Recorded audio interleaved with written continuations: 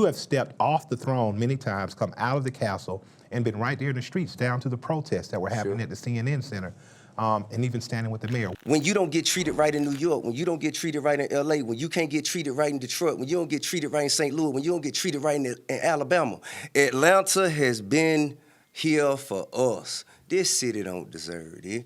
However, I understand that a lot of others do. But we can't do this here. This is Wakanda. It's sacred. It must be protected. What brought you to social activism, and what keeps you there? Because it's often a thankless job, especially when you have a target on your back. What brought me to it was the thought of me questioning myself.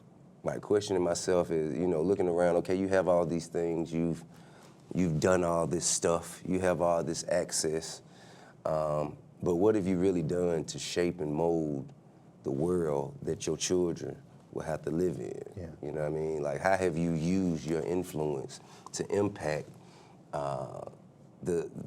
society, to benefit your children and grandchildren as they grow to inherit the world that you leave behind? Yeah. And when I think about that, like a hit record ain't gonna do that.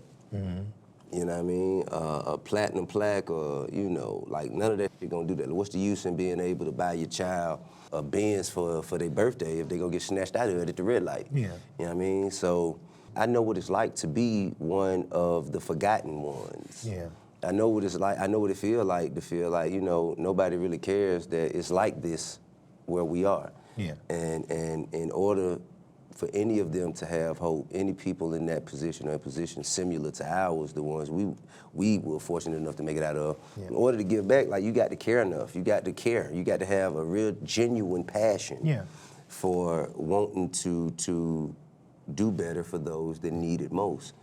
I think that's what got me there, just having a heart. You know what I mean? Just having empathy, because I know how I was impacted.